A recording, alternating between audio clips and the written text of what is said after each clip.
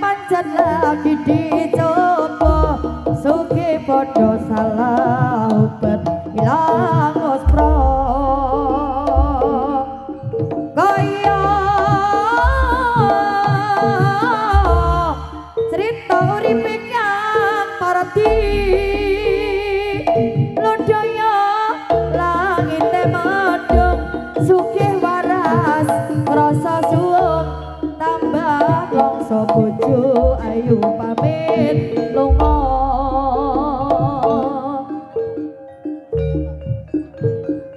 tanah saya abot janggane nyawang anak cilik ditinggal ibune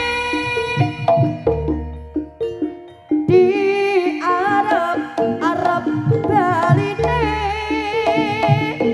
bisa kumpul maneh kaya biyene nanging nasibe kang parati gitarise pacar beda bojo sing maune tresno kepencet wong Ponorogo ing pangadilan sidang ping 9 banjur pakiatan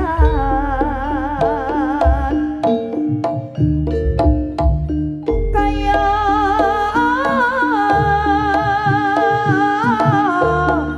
cerita uripe kang parati lodaya langite medhung sugih waras rasa suwung tambah longso bojo ayu pamit lunga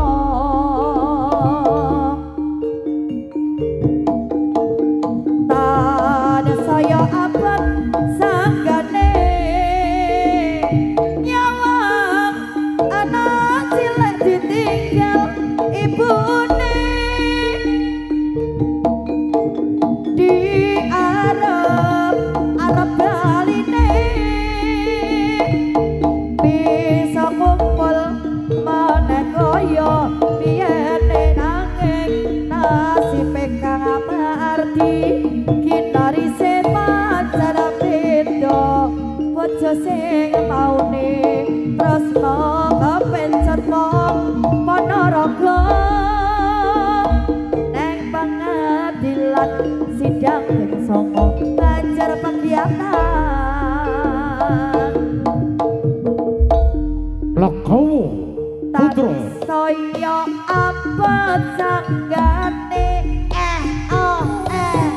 nyawang anak cilik ditinggal ibune olah surah-surah di Arab baline kok ya kenek lakon bisa kumpul maneh karo bojoku nanging nasibe masura saikine pacar beda bojo sing maune tresno kepencet wong lanang liya wong pangadilan sidang ping 9 banjur pakiatan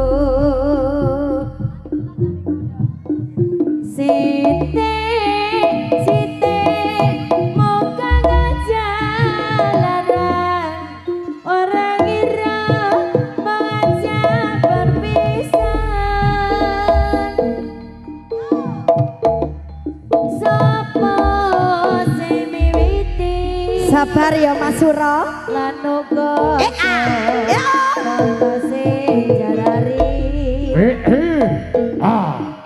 atiku sing wis nadanan jebulane aku mau gawe donanan eling opo ora eling nalika jabane isih nyate gawe teko karo netes kewas pom saiki kowe lunga tanpa kandhang tegane atimu ora beda kejame tresnomu tare wangi atiku nalongso ning apa isih gak sia-sia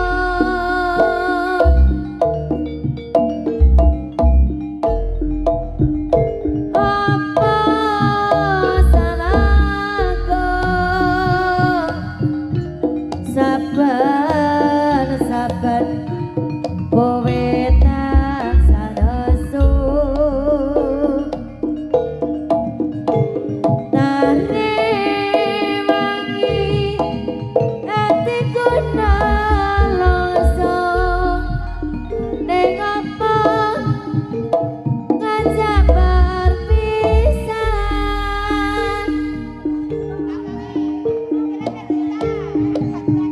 sapa sing miwiti lan uga foto sing jalari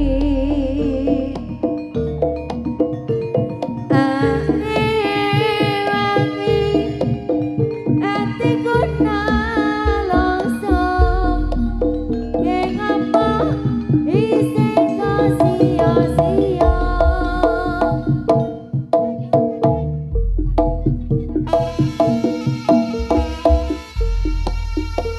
wayahe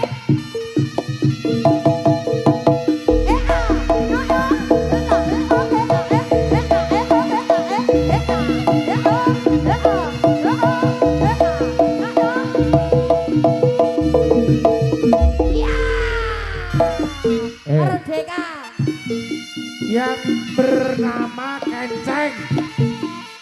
Bagi siapa yang bernama Kenceng, jangan mengganggu konsentrasi. Nggih. bocah kelimpisan Dimohon dengan hormat. Mun hormat entek wis gak nganggo hormat. Yang bernama Kenceng jangan mengganggu konsentrasi. Ini Bopo semuanya menyatukan energi untuk memulangkan saudara kita. Oleh karena itu bagi yang mempunyai nama Kenceng,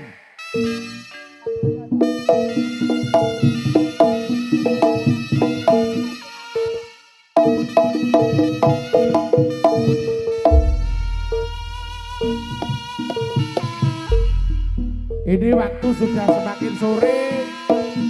Ojo ganggu, ojo ngeridu.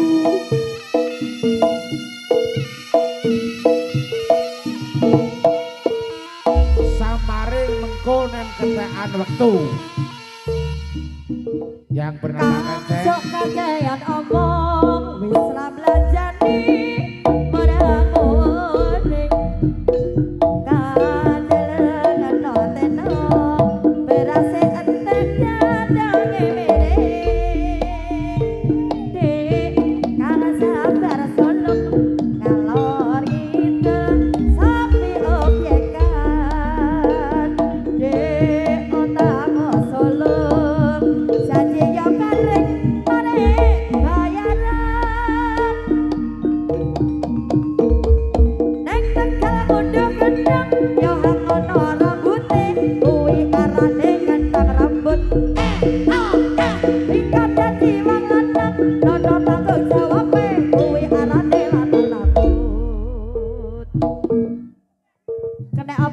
Gus?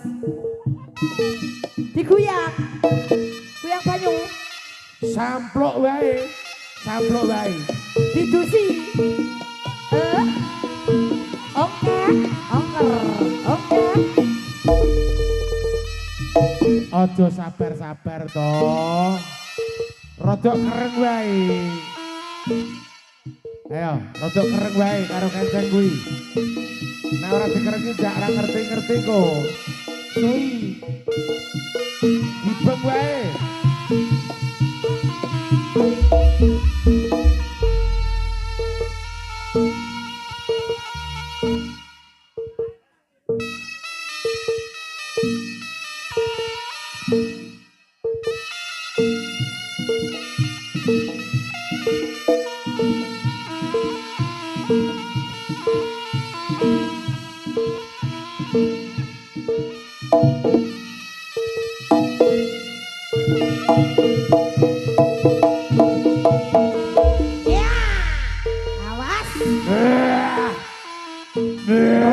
Rupa gedang rupa di balik nangka nangka landang ring pinggir tangga sing bisa andangin sing kamu apowo alok dadi rondo di sing diweni tangga rupa gedang rupa di balik nangka nangka landang ring pinggir tangga sing bisa andangin sing kamu apowo alok dadi rondo di sing diweni sang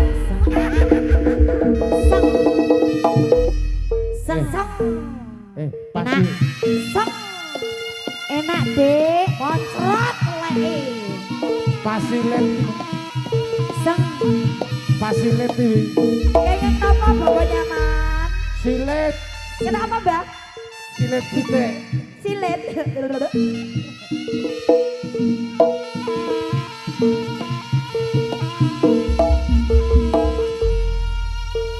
wah kaya ngono kaya diujo ta ya bocah kaya ngene iki ya termasuk awet kelingan buka TikTok jenenge mbokmu sapa le Maya jenenge mbokmu sapa le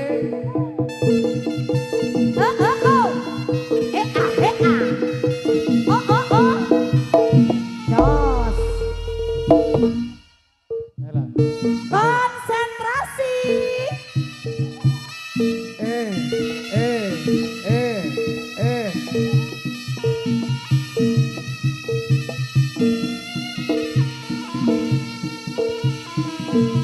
rupa gedang rupa ini bani nangka landang ring pinggir tangga sing bisa andangin sing apo-apowo ala dadi rondo di bang sing diweni tangga rupa gedang rupa ini bani nangka landang ring pinggir tangga sing bisa andangin sing apo-apowo ala dadi rondo di bang sing diweni tangga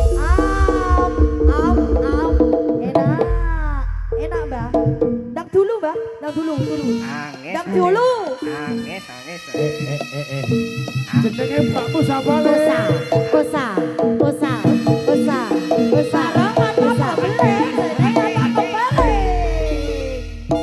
jenenge mbokmu sapa le Maya sektor nanggo tak guyu kaya ngono kowe kaya ngiwasi nanggo kowe tak guyu kaya ngono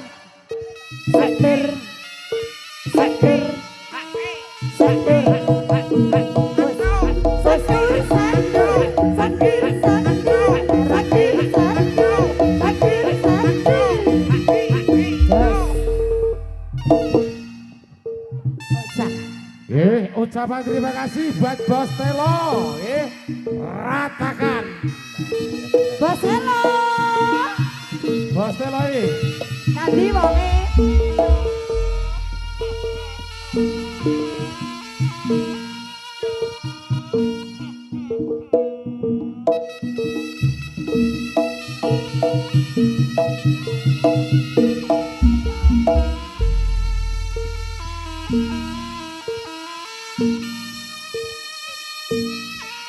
baik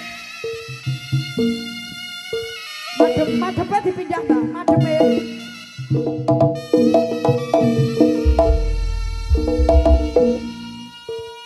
Ya,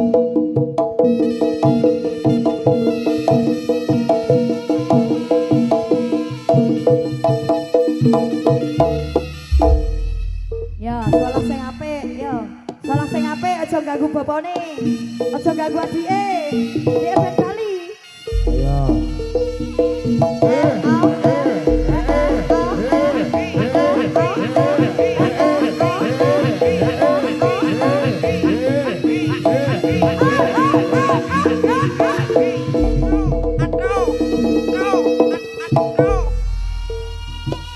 Kok yo diumbare to ya? Mbah, kok iso kebobolan piye to? Sing jaga wong akeh iki lho. Kaya Masa iso diumbare kebobolan? Adine dieret-erete kaya gowo mayit ya.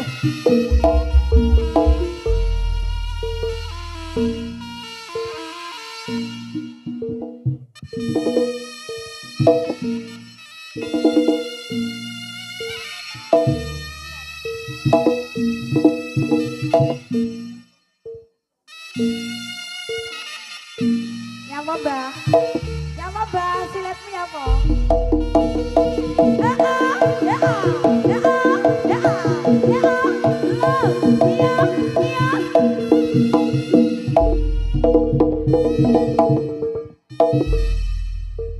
Kaya belok-belok ya. Kaya belok-belok ya. Sing waras ya ketulan kok. Sing waras kok ketularan.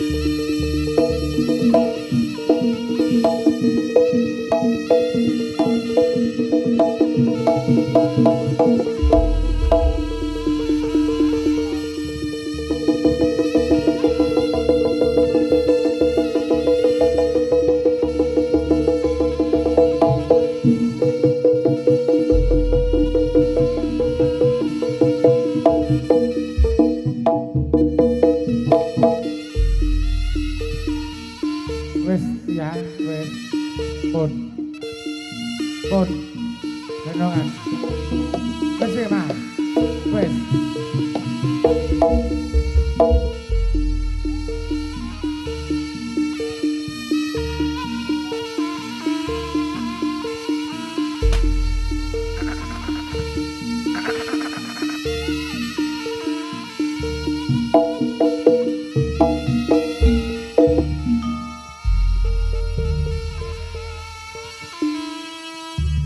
Ayo wiraswarane gedang siarne. Ayo wiraswarane ndang siarne wayahe apa candake? Candake apa candake? Wayahe apa? Gandongan yo gandongan kaya ndak kono. Diguwak kowe, diguwak. Mbokmu jenenge sapa le?